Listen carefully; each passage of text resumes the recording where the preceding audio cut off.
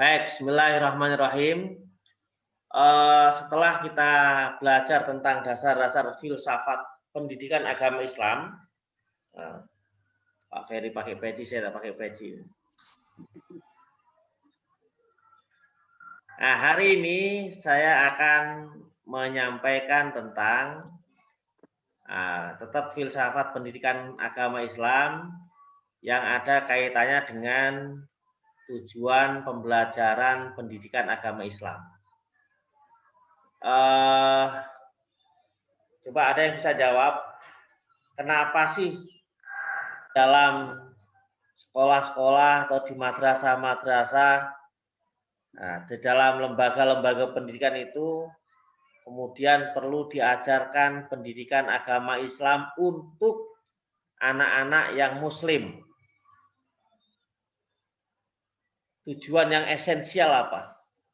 Kalau tujuan-tujuan yang ya tertulis biasa, ya itu ada di buku-buku. Kira-kira yang secara filosofis tujuan pendidikan agama Islam itu apa? Ada yang bisa bantu jawab? Ya, Pak, akan coba menjawab, Pak. Silakan, Pak Ican. Mungkin lebih kepada akhlak, Pak, ya. Akhlak, ya. Baik, terima kasih. Jadi membentuk pribadi yang berakhlak. Nah, nanti kita hari ini bicara tentang itu, kira-kira kita bongkar. Seperti apa pribadi yang berakhlak gitu ya. Baiklah. Saya mulai dari sini. Islam itu kan ajarannya rahmatan lil alamin. Apa itu artinya rahmatan lil alamin? Menjadi rahmat bagi seluruh alam. Ya, rahmat itu apa? Menjadi kasih dan sayang. Jadi buat alam itu, Islam itu membawa kasih, membawa sayang. Nah itu Islam rahmatan lil alamin itu ya, Islam itu membawa kasih, Islam itu membawa sayang. Nah itu harusnya ya. Jadi kalau tetangganya Pak Yoyon belum merasakan kasih sayangnya Pak Yoyon sebagai Muslim, nah itu berarti belum rahmatan lil alamin. Kalau sudah, ya sudah. Tetangganya Bu Soliah, kalau merasa, waduh enak juga nih bertetanggaan dengan Bu Soliah sebagai muslimah, nah itu berarti sudah merasakan rahmatan lil alamin. Pak Ferry, Pak Ican mana tadi Pak Ican? Kok menghilang Pak Ican? Hadir. Ya. Nah, Ican cariin terus nih. Rajin hari ini Pak Ican, rajin. Dari awal. Nah, tetapi, nah ini saya tulis, tapi seringkali kemudian kita mendengar, kita menyaksikan keributan antar muslim. Ini sesama Islam kok ribut gitu. Ada ya? Maka kemudian ada keterangan, ini banyak orang menyebutnya dari Muhammad Abduh, tapi ada juga yang menyebutnya dari sebelum Abduh pun sudah ditulis nih. Al-Islam mahjubun bil muslimin. Islam itu tertutup dengan tindakan-tindakannya orang muslim sendiri. Jadi Islam itu menjadi hilang, Islam itu tidak terlihat sebagai agama yang rahmatan lil alamin tadi, ya gara-gara orang muslimnya sendiri. Jadi jangan disalahkan Islamnya. Nah, kira-kira gitu. Ya. Jadi Islam itu kemudian tidak dirasakan rahmatan lil alaminnya karena mahjubun bil muslimin. karena orang Islamnya sendiri. Nah, di sini menjadi penting. Kalau begitu mendidik manusia yang Muslim dalam arti rahmatan lil alamin itu menjadi penting. Itulah tadi yang disebut Pak Ican sebagai akhlak itu, akhlak Muslim itu di dalam pengajaran dan pendidikan Islam PAI. Jadi nanti begini, Bapak Ibu jadi guru PAI TK, PAUD, jadi guru PAI SD, MI, jadi guru PAI SMP, SMA, semua atau misalnya jadi konsultan-konsultan pendidikan, ya, atau menjadi menteri. Ada yang mau menjadi menteri pendidikan nggak? Nah, weh, amin ya. Apa namanya? Itu harus berpikir, berarti harusnya yang diajarkan itu Islam yang kemudian menjadikan peserta didik rahmatan lil alamin. Oh, begitu harusnya. Ya, oke. Berarti, nah itu artinya esensi kehidupan ada pada realitas yang ditunjukkan oleh sikap masing-masing individu. Berarti setiap individu itu berharga. Maka setiap individu itu harus dididik dari PAUD, SD, SMP, SMA, perguruan tinggi. Nah, itu secara filosofis ketika belajar PAI harusnya ya ke situ harusnya. Nah, itu. Ketika belajar PAI harusnya ke sini harusnya. Nah, kalau belum ke sini, berarti ada yang perlu diperbaiki. Ya, gitu kira-kira gitu. Ah, baik. Saya lanjutkan lagi. Kalau ada pertanyaan, boleh langsung bertanya. Kalau nggak ada, saya lanjut.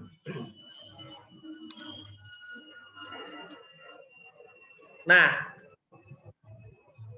karena tadi Islam itu mengajarkan, mendidik, membina setiap individu. Jadi setiap guru dan setiap masyarakat akademik itu harus tahu hal apa yang kemudian mempengaruhi individu-individu yang dididik tadi. Di antaranya itu dipengaruhi oleh politik. Wah, sekarang itu orang sudah tidak banyak yang berpikir bagaimana meningkatkan kualitas diri. Semua ikut terlibat dalam politik. Ya, apa-apa diarahkan ke politik. Nanti model ada isu apa diarahkan dalam politik. Macam-macam itu. Sehingga banyak orang yang kemudian terpengaruh dengan kondisi politik. Oh, apalagi kalau lagi musim pilkada, waduh, itu kakak adik bisa ribut, ya, suami istri bisa ribut itu, suaminya bisa tidur di luar, kunciin istrinya di dalam gara-gara beda pilihan. Nah itu, jadi ini ya berpengaruh itu, terpengaruh, kondisi-kondisi itu berpengaruh. Oke, sosial juga begitu, ya. Makanya ini Islam mengajarkan memilih teman itu menjadi penting. Pilih teman. Memilih lingkungan itu menjadi penting. Nah, kalau dalam pendidikan berarti lingkungan itu perlu dibentuk karena sedang mendidik anak, membentuk diri anak. Gitu. Yang kedua antara lain itu kondisi diri anak yang dididik itu seringkali meniru apa yang didengar, apa yang dilihat, entah itu tontonan di televisi, sekarang televisi sudah gak laku lagi, tontonan-tontonan yang ada di telepon pintar itu, ya, di telepon pintar, smartphone, nah itu telepon pintar. Meniru tanpa alasan yang jelas.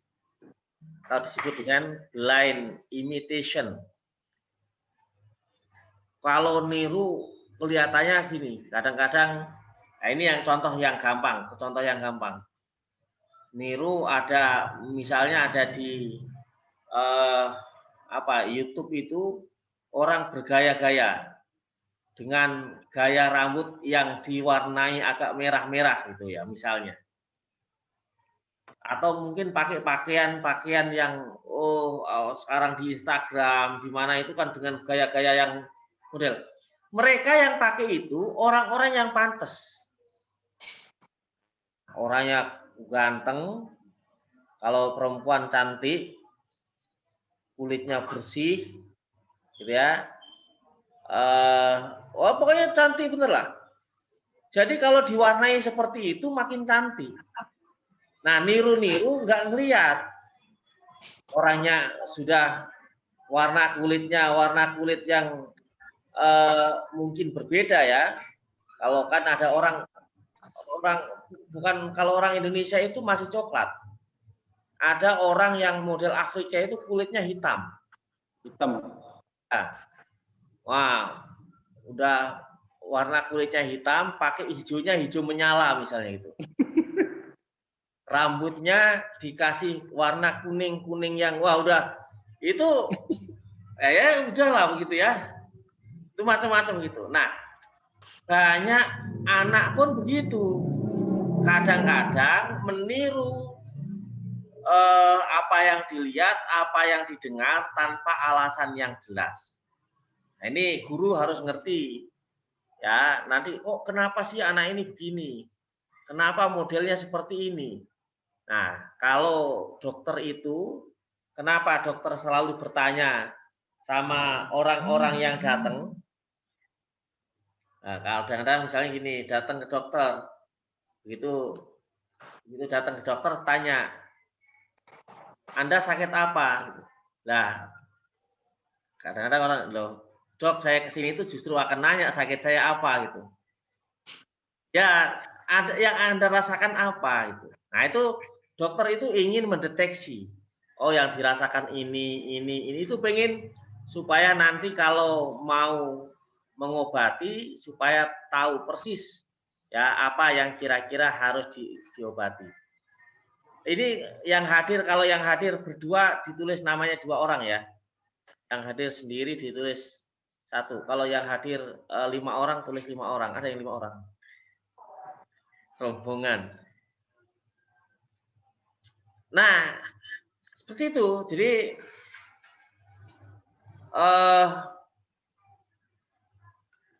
apa itu tadi ya yang model meniru yang kedua. Baik, yang ketiga ini kalau mengajari orang-orang yang besar. Nah, kembali ke tadi, guru itu harus ngerti betul. Kalau tadi saya contohkan dokter tuh mencari supaya tepat cara mengobatinya. Guru pun harus tahu persis kenapa setiap peserta didik ini modelnya begini-begini nih. Nah, supaya nanti jelas dari mana harus memulai ketika melakukan pembelajaran. Ada juga yang model orang-orang yang kita hadapi itu modelnya suka mengkritik tradisi tanpa memahami. Wah, ini kalau begini kadang-kadang ini model, kalau modelnya Imam Ghazali itu ada orang-orang yang tidak ngerti bahwa dirinya nggak ngerti. Susah itu ngajarin gitu tuh. Ya, ngajari tipe orang itu ada 4 kalau menurut Imam Ghazali kan. Ada orang yang ngerti bahwa dirinya nggak ngerti. Kalau ngerti bahwa dirinya nggak ngerti gampang. Utami misalnya tahu bahwa saya itu belum paham yang tentang ini. Nah, merasa belum ngerti, itu lebih gampang itu. Sehingga mau belajar. Bu Amirah mau ini, enggak, saya yang ini belum paham misalnya. Itu lebih gampang. Karena ada keinginan belajar. Jadi orang yang ngerti bahwa dirinya tidak ngerti, itu bagus. Ada orang yang ngerti bahwa dirinya ngerti, itu bagus juga. Pak Ferry tahu bahwa Pak Ferry ini Kalau saya mah kalau tentang nahwu, saya batuk aja keluar nahwu itu gitu, misalnya gitu ya. Ngerti bahwa dirinya ngerti, dan karena ngerti bahwa dirinya ngerti, itu kemudian mau berbagi. Nah, Bu Lilis ngerti bahwa saya paham betul kalau tentang masak masakan yang apa gitulah model gitu ya. Itu kalau ngerti itu bisa berbagi itu nanti. Jadi dua tadi, satu ngerti bahwa dirinya nggak ngerti, yang kedua ngerti bahwa dirinya ngerti, dua-duanya bagus, manfaat. Ada tipe orang ketiga, dia tidak ngerti bahwa dirinya ngerti. Pak Enden pinter, tapi Pak Enden nggak paham bahwa merasa tidak pinter, sehingga itu ilmunya itu nggak berkembang, nggak manfaat buat orang lain misalnya. Nah, itu juga lebih bagus, bagus juga. Cuman belum manfaat banyak ke orang lain, tinggal ngasih tahu. Kata Bu Soliah, Pak Enden tuh paham gini-gini, cobalah memulai untuk yang lain supaya nanti bisa bermanfaat, berbagilah. Nah, itu memahamkan orang yang tidak ngerti bahwa dirinya ngerti, itu juga lebih mudah.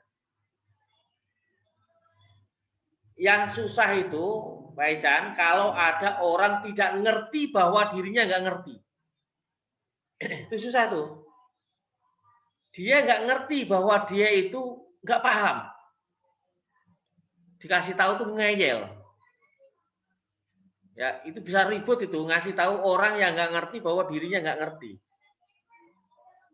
Diri ngerasa ngerti, padahal nggak tahu. Jalan sama orang begitu, ngeselin. Ya, Bu Lilis ngajakin jalan sama temennya nggak tahu daerah Serpong, sok tahu, dikasih tahu nggak mau, ngerasa tahu, nah, itu ngeselin. Ngeselin ya. Jadi orang yang nggak ngerti bahwa dirinya nggak ngerti itu ngeselin. Nah, dan kalau ngajar orang begitu juga agak susah. Nah, jadi orang yang model mengkritik tradisi tanpa memahami itu ya kira-kira arahnya gitu. Dan termasuk juga orang yang punya gaya fikih yang kaku. Pokoknya semua ini orang yang gaya fikih tidak yang sangat kaku itu kadang-kadang tidak menerima kemajuan juga, nggak melihat ada perkembangan. Padahal fikih itu hasil ijtihad, ya, hidup itu berkembang. Itu ada model-model yang fikih kaku itu kadang-kadang juga tadi tidak memahami tentang adanya perkembangan. Atau yang sebaliknya, yang fatalis. Fatalis itu orang yang pokoknya ya terserah Allah gitu. Ya, kalau gitu kadang-kadang itu kalau dulu ada istilah Qadariyah dan Jabariyah, kalau teman-teman sudah belajar tentang itu. Orang-orang Jabariyah itu merasa bahwa semuanya sudah diatur oleh Allah. Jadi kayak wayang gitu. Kalau wayang kulit itu terserah dalangnya mau ngapain terserah. Kadang-kadang orang-orang yang berpikiran begini ya ngambil uang di kotak masjid. Nah, katanya begini, kan saya sudah ditakdirkan sama Allah untuk ngambil uang di kotak masjid. Ya. Kalau ketemu orang begitu, Pak Ican, diketak dikit gitu kan, ini juga sudah ditakdirkan sama Allah untuk genjot kamu dikit ya. Ya, ada alasannya. Ini udah ditakdiri nama Allah.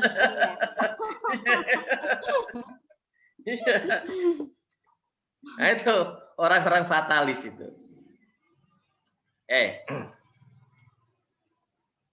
Nah,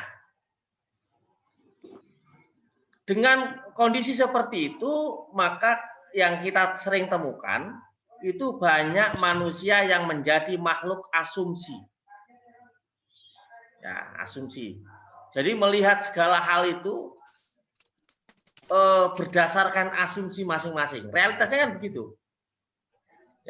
Ya itulah. Tapi kalau di satu sisi terkadang manfaat juga. Cantik itu sering kita sebut relatif. Kalau dari sisi itu ada manfaatnya asumsi itu dari sisi itu. Coba kalau misalnya yang disebut cantik itu misalnya hanya yang punya ketinggian tertentu, punya tingginya berapa, kemudian model hidungnya bagaimana, model kulitnya bagaimana. Kalau model itu semua, itu nanti orang akan milih rebutan. Tapi nyatanya gitu. Misalnya gini, orang Indonesia itu ya ketemu orang Indonesia ada yang cantik, ada yang tidak cantik. Itu kalau dilihat dari situ ada manfaatnya di situ. Tapi kalau melihat orang Afrika, mungkin kebanyakan tidak cantik misalnya. Kalau melihat orang Serbia, perempuannya cantik-cantik, lakinya ganteng-ganteng. Nah, kira-kira begitulah. Ini namanya asumsi. Makanya nggak usah khawatir. Karena manusia itu kebanyakan makhluk asumsi dalam konteks ini, yang manfaat begini, nanti ketemu jodoh masing-masing. Nah, misalnya orang itu yang jodohnya Pak Ferry, melihat Pak Ferry ini gantengnya bisa mengalahkan bintang film yang mana gitu bisa juga. Ya. Raffi Ahmad lewat depan rumahnya masa gitu ya. Ya, karena relatif tadi. Gitu ya kira-kira ya. Baik. Ini kebanyakan makhluk manusia itu model begitu. Harusnya ini dalam konteks pembelajaran PAI tadi, mengajar pendidikan agama Islam yang filosofis itu adalah menyadarkan manusia sebagai manusia.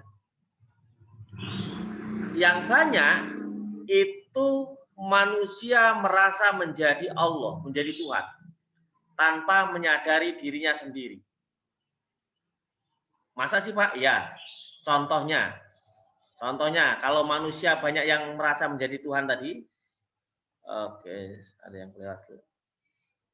Mana tadi? Ini ya. Saya contohkan bahwa manusia banyak yang menjadi Tuhan itu begini. Kadang-kadang manusia itu merasa bahwa apa yang diyakini benar itu seolah-olah menjadi kebenaran mutlak, yang lain salah. Padahal itu adalah produk pemahamannya atau pemahaman yang diberikan oleh guru-gurunya. Apa yang saya sampaikan ini mungkin benar, tapi bisa jadi dianggap oleh orang lain salah. Tapi kalau misalnya saya meyakini ini benar, ya saya harus yakin bahwa ini benar. Nah, gitu harusnya itu. Tapi kita juga harus sadar, bisa jadi orang lain menganggap apa yang kita lakukan salah. Nah, itu dulu nih cara berpikirnya. Nanti saya lanjutkan. Ini cara berpikir filosofis. Bu Rini tadi kelihatan sebentar kok menghilang lagi. Saya jadi melihat bunga-bunga itu.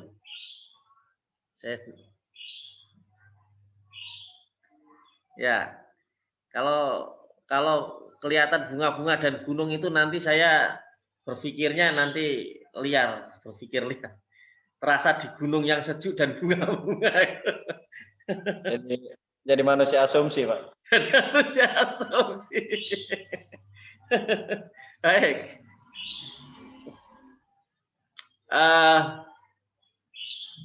Pak Didi kemana itu Pak Didi? Ya Pak, lagi di jalan, Pak. Ya. Udah di mute dulu. Baik, saya lanjut. banyak manusia sekarang merasa menduduki kedudukan Allah, menyalah-nyalahkan orang lain, menganggap dirinya benar, menganggap udah begitulah. Banyak manusia yang kemudian menuhankan cara berpikirnya. Banyak manusia yang menuhankan apa yang dimilikinya. Banyak manusia dan sebagainya. Tanpa menyadari keberadaan dirinya. Bahkan kadang-kadang dirinya pun hilang. Bahwa dirinya sendiri itu merasa akhirnya dia tanpa menyadari bahwa dianya itu hilang. Yang ada itu seolah-olah tadi kekuatan yang menguasai dirinya, jadi merasa menjadi Tuhan tadi. Nah, itu dalam konteks berpikir Islam, ya, dalam konteks berpikir yang Islam itu kelihatan tidak membuka kebenaran pada orang lain itu. Ya, ini kalau bisa dikatakan salah ya di situ letak kesalahannya.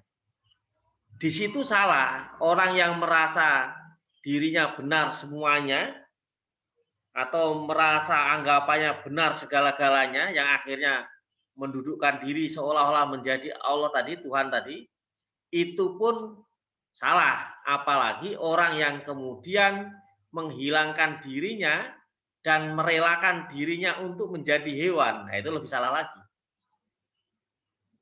Maka seharusnya seseorang itu sadar keberadaan dirinya sebagai manusia, bukan menjadi Tuhan, apalagi binatang atau makhluk lain. Ini yang banyak kita temui. Yang banyak kita temui di situ. Nah, belajar filsafat itu belajar untuk memanfaatkan pemberian Allah, berpikir agar mendudukkan diri sebagai manusia. Oh, ya. Jadi filsafat itu penting. Tapi nanti kalau membaca kitabnya Imam Ghazali itu ada satu kitab yang kemudian memprotes ahli filsafat. Ya. Nah, itu yang dimaksud Imam Ghazali yang diprotes itu bukan filsafat yang ini. Nanti ada model-model filsafat banyak sekali. Ya, yang ada kemudian filosof-filosof yang memang melakukan cara berpikir yang runut. Ya, termasuk Imam Ghazali sendiri itu filosof itu. Nah, jadi filsafat itu tadi cara berpikir, mendudukkan diri untuk berpikir sebagai manusia, sebagai makhluk. Nah, itu cara itu ya. Baik, saya lanjutkan. Nah, manusia itu makhluk potensial. Kalau susahnya ya. Enggak bukan susahnya. Berapa? 5. Manusia itu adalah makhluk potensial. Ada dalilnya itu. Wallahu akhrajakum mim butuni ummahatikum la ta'lamuna syai'a. Ada yang tahu itu surat apa, ayat berapa? Surat An-Nahl, Pak. Ayat? An-Nahl, nggak tahu ayatnya, lupa saya, Pak.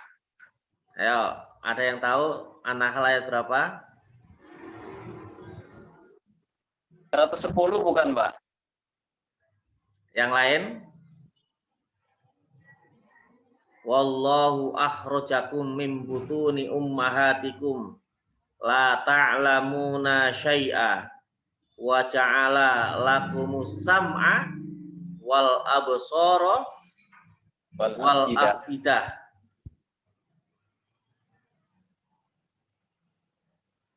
Qalilan ma tashkurun. Nah, itu dalilnya ya. Dalilnya itu. Wallahu akhrajakum min butuni ummahatikum. Nah, Allah, wallahu akhrajakum, Allah lah yang melahirkan kalian dari perut ya, orang tua kalian, ibu kalian, la ta'lamuna syai'a, nggak ngerti apa-apa. Tapi wa ja'ala lakumus sam'a wal absara wal afidah. Nah, itu.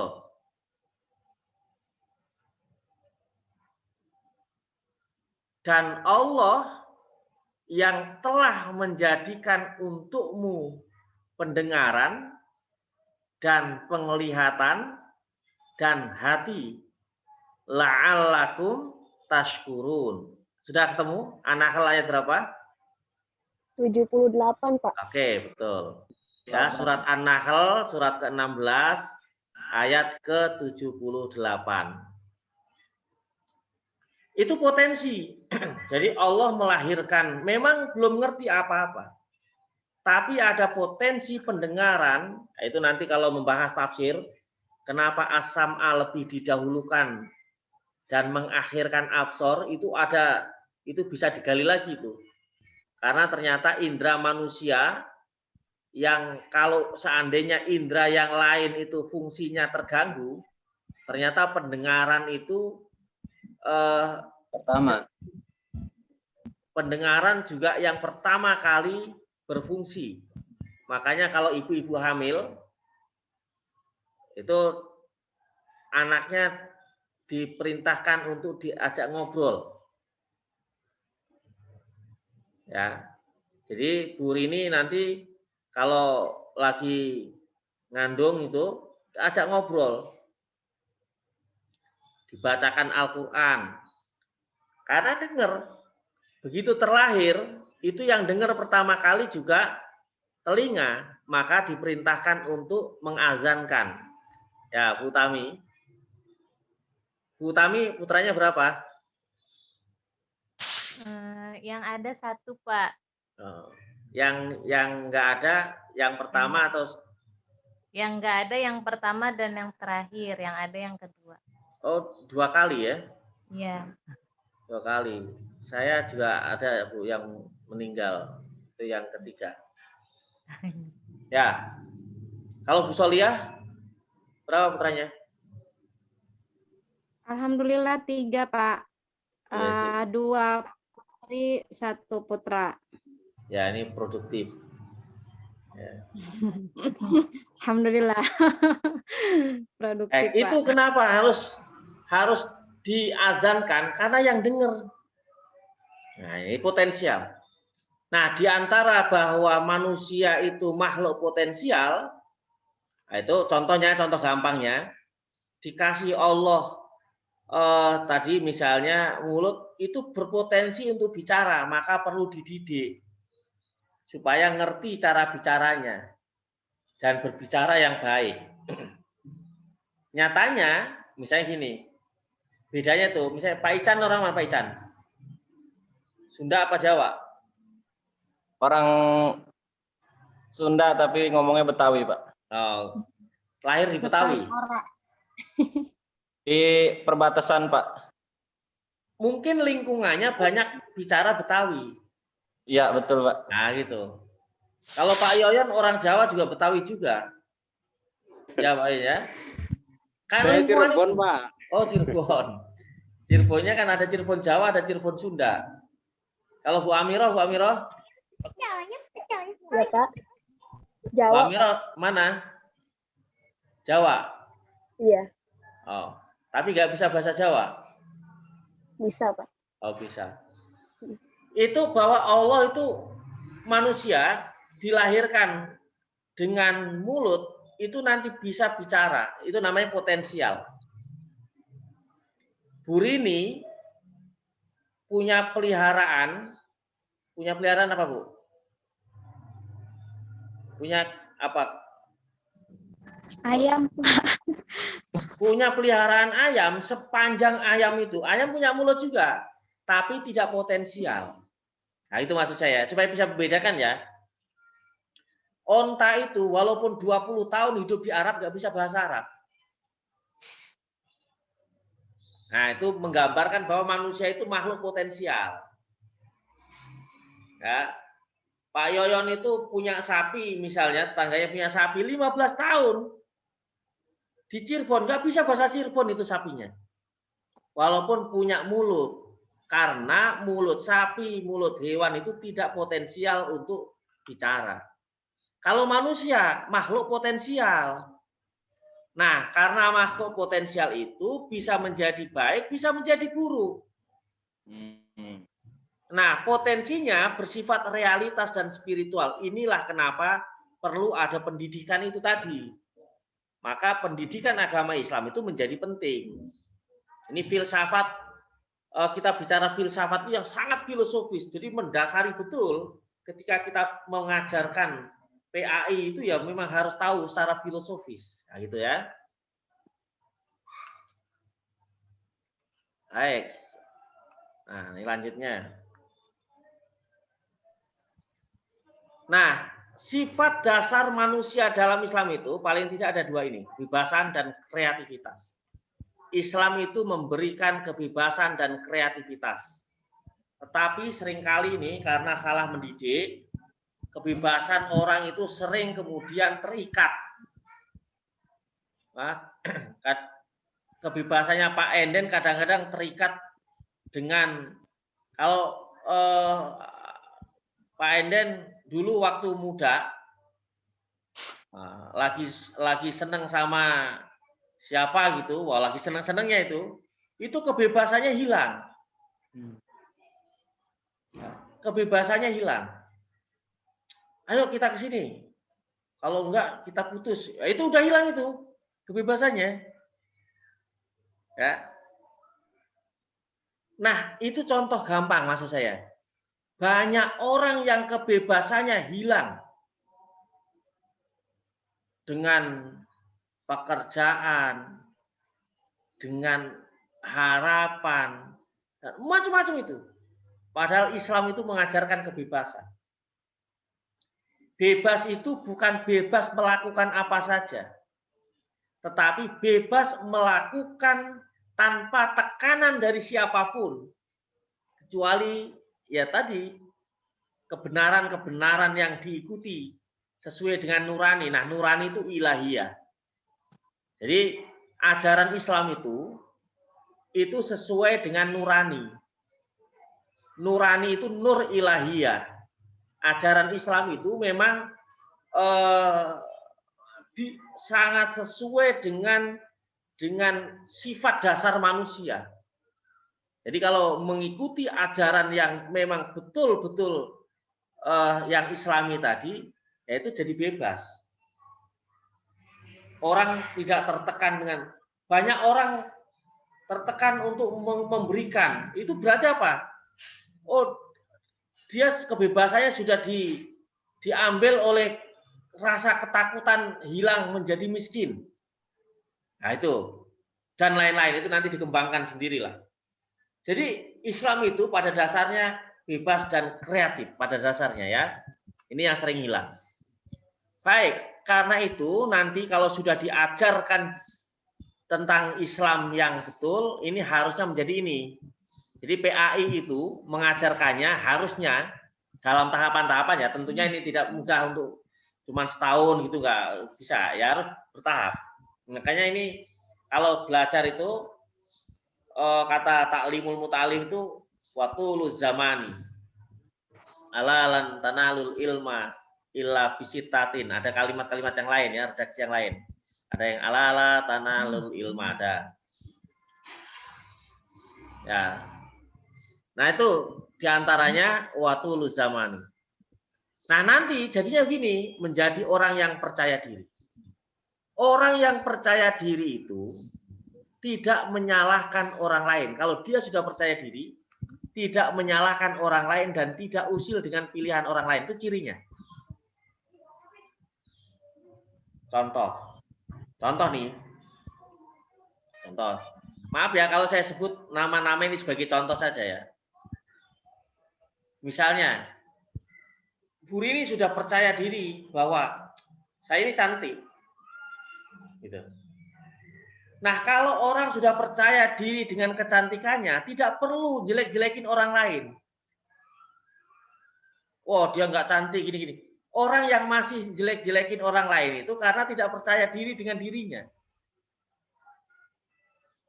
Orang yang percaya diri dengan kebenaran yang diikuti, tidak perlu menyalahkan orang lain. Jadi larinya ke sana, itu percaya diri. Jadi cirinya kalau orang yang sudah matang betul dalam keislaman itu, contohnya begini loh. Contoh tadi misalnya, ada orang yang misalnya Pak tetangganya Pak Yoyon, orang yang betul-betul cakep, ganteng gitu. Dia nggak perlu jelek-jelekin tetangganya untuk supaya dianggap dirinya ganteng kan? Ngapain? Jadi udah tanpa itu pun orang akan mengatakan bahwa itu ganteng. Kalau contoh Bapak Ibu ini menjual barang yang sangat berkualitas, kualitasnya bagus, harganya bersaing, kan nggak perlu menjelek-jelekkan penjual lain supaya orang itu beli itu punya kita. Yang sering masih melakukan menjelekkan orang lain, jangan beli itu nggak bagus, beli ini, itu karena kita masih nggak percaya diri dengan barang yang kita jual. Contohnya begitulah gampangnya. Nanti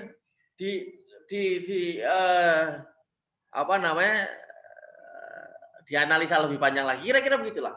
Orang yang percaya diri betul itu sudah nggak perlu ngapain, karena dia sudah tahu bahwa yang dilakukan ini benar, yang dilakukan ini sesuai dengan aturan dan lain sebagainya. Orang yang seperti ini menghargai dirinya, memberikan penghargaan pada dirinya. Jadi orang yang self respect itu, orang yang memberikan penghargaan pada dirinya itu tidak memandang rendah dirinya, juga tidak memandang rendah orang lain.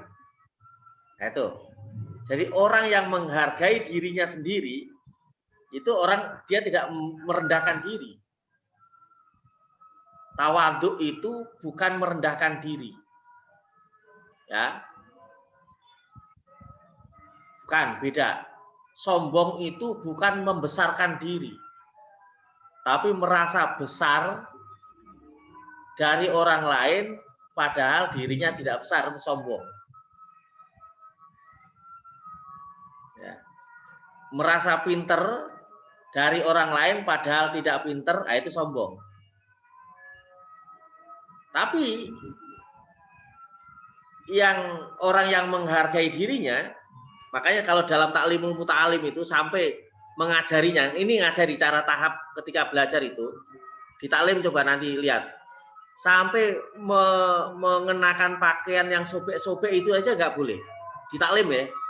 Kenapa? Karena kalau memakai pakaian yang tidak pantas itu, nanti kalau terlatih, jadi dia tidak menghargai dirinya sendiri. Sampai menggunakan sisir yang udah jelek, itu saja nggak boleh. Itu cara ngajarinya. Nah, itu cara melatih.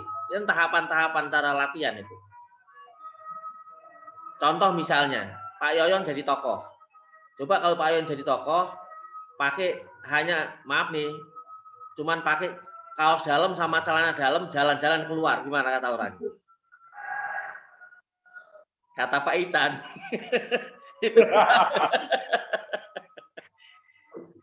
Itu contoh. Itu namanya toko baju, Pak.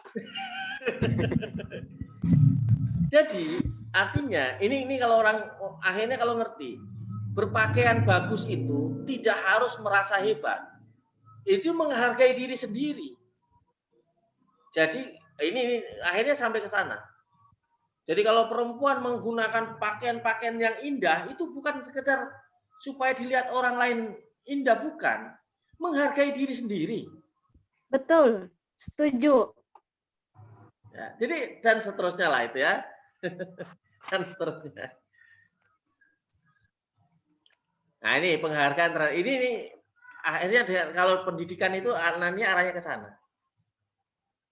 Sehingga dia menjadi self confidence, yakin pada dirinya sendiri, nggak minder. Orang itu minder itu kan karena misalnya begini. Contoh ini saya sering menggunakan analogi supaya jadi contoh saya. Misalnya ada orang mau bertanding. Kenapa dia takut? Karena dia merasa tidak punya bekal. Kenapa ada orang yang mau bertanding berani betul? Karena dia merasa punya bekal. Nah, itu tadi. Jadi orang yang merasa dirinya punya bekal itu punya self confidence, nggak minder.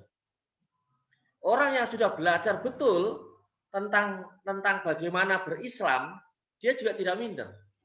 Sehingga tidak takut kalau punya tetangga yang mungkin tidak muslim. Dia tidak takut kalau misalnya ada orang lain beribadah di sampingnya, tidak sesuai dengan cara ibadahnya. Tidak akan mengganggu itu. Nah, dan seterusnya, contoh-contoh itu. Ini self confidence.